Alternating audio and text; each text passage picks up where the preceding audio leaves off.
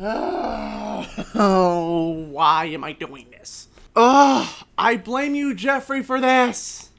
God fucking damn it. Let's just get this fucking shit over with. What's up, bitches?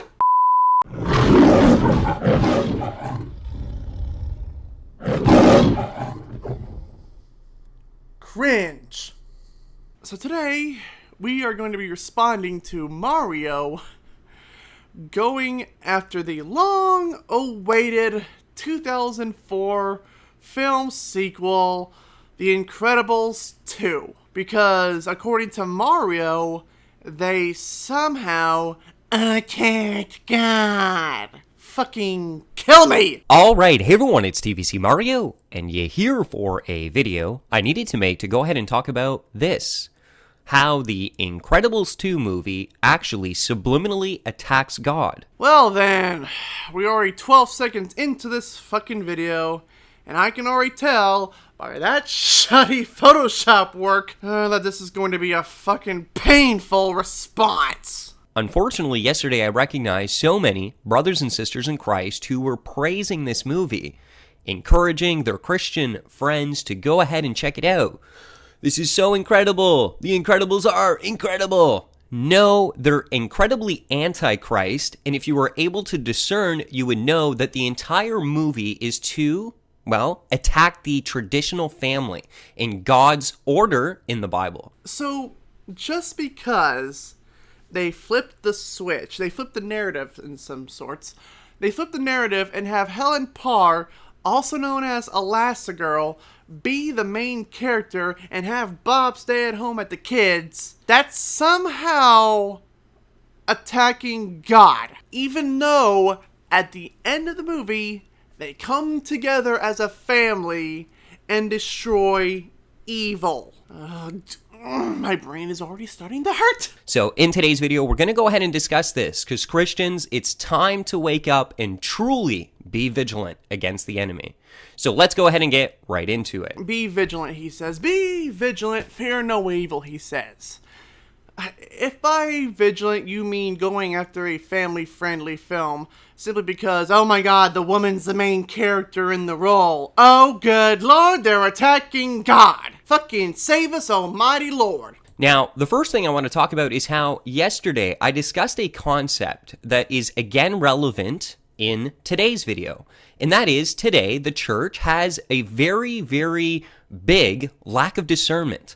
Modern day Christians are incapable of, as the Bible would say, spiritually discerning evil. So what does this have to do with The Incredibles 2 being satanic? Oh, good lord, don't tell me he's about to go on another fucking side tangent here. This is why so many Christians today have no problem going and consuming Hollywood media.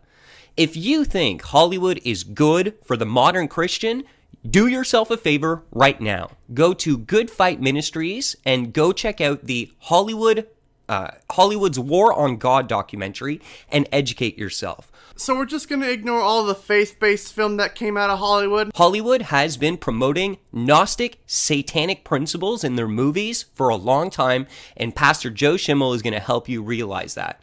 Too many of you have your head in the sand and consume modern-day media not recognizing how damaging to your soul it truly is. So get educated, my brothers and sisters. I say this to you in love. Get on with it, Mario. You're starting to bore me. Now, one thing we need to recognize about the enemy is that he is subtle. In Genesis chapter 3, verses 1, it says, "Now the serpent was more subtle than any beast of the field, which the Lord God had made."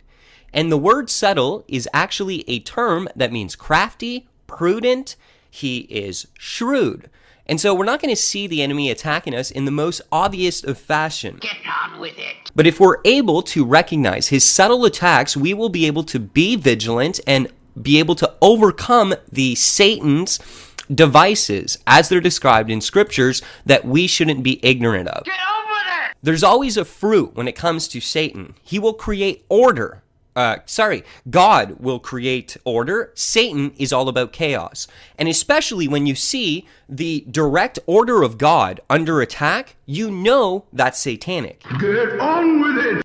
The pentagram is a symbol to show inversion, that Satan desires to invert and literally make good into evil and evil into good in the perceptions of people out there. Oh my fucking god. Oh, I'm sorry. I had to go get fucking water because I was so fucking goddamn bored of him not fucking getting on with it! This is an agenda. And in Incredibles 2, the attack comes to the traditional family. God has an order, and I've talked about this in many videos. This is not something politically correct to say today. You're going to be perceived falsely as a bigot for believing this. Oh, you believe in this ancient form. You need to become progressive and come up to speed. But the Bible tells us, if we are biblical, that there is an order to a family, that the man is to be the spiritual leader, the leader, provider, protector of the family, that the wife is the nurturer, the helper. So you believe that a woman's only place in life is in the home, where she can cook, clean, sew. And that's it. Boy, don't you fucking sound sexist. And what we see in the movie here today is, again, an attack on the traditional family, because traditional family is now public enemy, and it's about inversing. We're talking about an inversion of roles. That's what the movie's about. That's why the woman in this one is the one that goes and leads the family. Have you even seen the movie or the trailer? Helen Parr is selected to be the main character of the story. She isn't leading the family? God damn it. I'm losing my fucking mind on this. Again, we discussed this in Godly Women. We need to talk how so many of you are being brainwashed to believe that it's better as a woman to go out and work in the world. So it's wrong for women to go to college. It's wrong for women to go get a degree. It's wrong for women to simply even get a job. Okay then, Mario. What if these women are, let's just say, single fucking mothers? Do you just want them to, I don't know, drop dead? Obviously, you do, because if they even dare go out into society and try to make something of themselves, well then, they're just attacking God. Give me a fucking break with this shit. This is a deception. So many of you sisters will come to me and say, Mario, I am so much more than that. And you're referring to being a mother, a godly woman who stays at home and invests her time and energy into her children. Well, let me tell you, sister, I'm sorry to say this, you are the one that is absolutely deceived, and it's insane that you believe what you believe.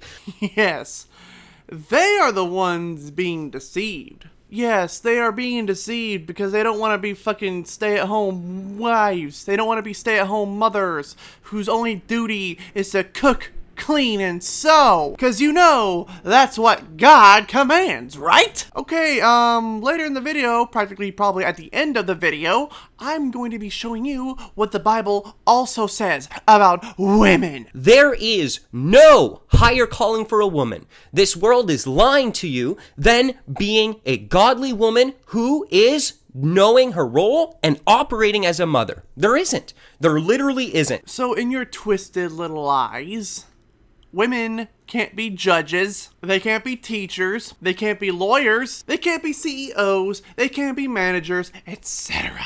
I guess all of these women that worked during World War II are somehow going against God's plan or God's family order. Give me a fucking break. You are so pathetic. Now, not all of you obviously are called to being mothers. There is some of you that are going to be single and serve the Lord in your singleness, but you can't go out there and be sexually immoral and connect. So very few of you are going to fulfill that and actually have that as a calling. The majority of you are called to be women who are actual women, who love to be women, who understand it's sacred, it's holy, it's beautiful to be a mother who invests her time, not in the work world to establish her name and her career, but to invest it in her children. And yet you wonder why you're single.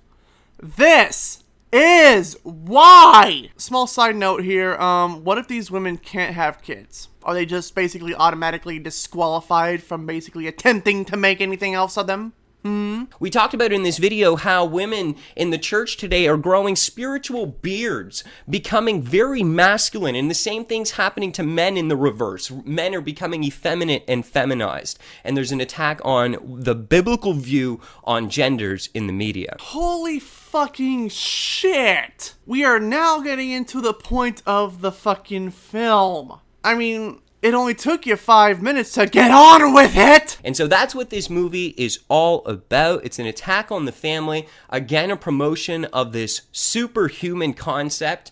You have this scene here that I took from the movie. It's time to make things right again. And what's he talking about? Making things right. Well, the first thing is to make society accept supers. I'm not going to take too much time in this video, but this is definitely something we talked about. There is coming a time where people will be thinking, and it's happening right now, there's already people who buy into this, that there is coming a human evolution where man will become eternal by merging himself with machine. It's called Humanity Plus, and they believe that this will make them overcome death. Oh, come the fuck on! Have you not even seen the first film? Okay, Mario, let me just educate you on why they would want people to accept superheroes again in the Incredibles series. In the first Incredibles movie, people started to hate the fact that superheroes lived among people. Now, in this new Incredibles 2 film, in the new Incredibles 2 film, they want to make it to where people actually love and admire these fucking superheroes. How hard is it to just realize it? How hard is it to just do a simple Google search? My God, you're retarded! Now that's a lie from the pit of hell that I've exposed in the Transhumanism Exposed video series.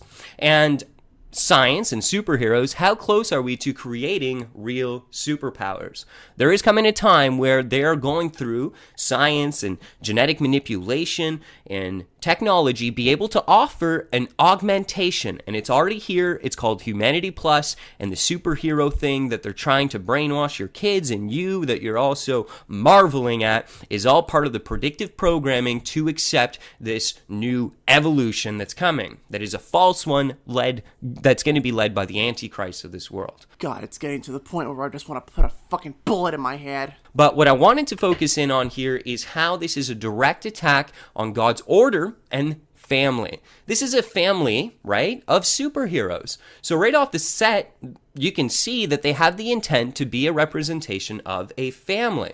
And so be very vigilant to the subtle impression of this, because in fact, as I'm going to show you, everything about this family is in complete opposition to God's order, and is the movie's designed to challenge and attack God's order and say God's order is not correct. We have a new modern family. Forget the traditional biblical model that God has offered us. We have something improved. And the woman is now she has the pants, she's the leader, she's the authority, and the man has to take the position that historically, traditionally was for the woman. Because you know the Bible is so pro-woman. And this is supposed to be perceived as progression and good. So let's analyze this. Now, this is a scene where you just seen this guy, the basic guy who's leading the whole project, and he comes and he strategically chooses the wife of the family. So the woman is chose to lead, and as you can see in this scene here, he actually has a look like, wait a minute, and that is the look, right? So the whole movie has a lot of truth in it, because you're going to see that it's unnatural, and this is what the whole play on is they're laughing about it being unnatural, but it is, because that's the truth. So in essence, there's a truth hidden in plain sight here, but they want to try and play on that and invert it. So here you have the woman, she's being chosen. You can see he's like, wait a minute, what? And then she gets all upset. And I can see there's so many women here that have literally this face in response to me saying this, okay? So some of you, and even some of you are considered sisters, just went, how dare he say that? In response to me just stating the biblical truth, that women have a role, and there is no higher role or calling imaginable or possible than a woman who is a godly mother, instructing and helping her children as designed in Proverbs 31, where she stays at home. She has a business at home. She's dressed in fine linen. She's a boss. She's an entrepreneur from home, running her family, being an encouragement and a builder up to her husband. Ain't no woman like her. But some of you believe that being like this, I can be more, Mario. I can be more. Well, I'm here to tell you, no, that's not true. And some of you in response, meh, meh, meh, meh. But again, that's in the movie. And that right there is where I draw the fucking line on this video. Mario, you are a pathetic child. You are a pathetic child that wants things to be like how they were in the 1940s and 50s. Who thinks it's so damn evil for a woman to even dare attempt to make something of herself. And it's funny how you bring up that single Bible verse. Let's see what else the Bible has to say about women. And would you look at this? 1 Timothy chapter 2 verse 11 through 15. A woman should learn in quietness and full submission.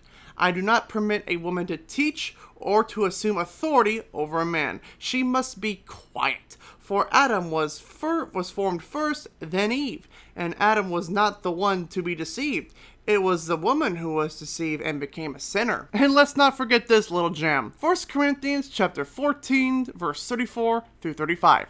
Let your women keep silence in the churches, for it is not permitted unto them to speak, but they are commanded to be under obedience, as also saith the law. And if they learn anything, let them ask their husbands at home, for it is a shame for women to speak in the church. The Bible is anti-woman. Mario, you are anti-woman. You are a sexist, and I hope that no one loves you, and I hope that you stay alone for literally the rest of your life. I'm Egghead, thanks for watching, and God fucking damn it! That's it! I'm done! No more fucking Mario vids! God damn you, Jeffrey!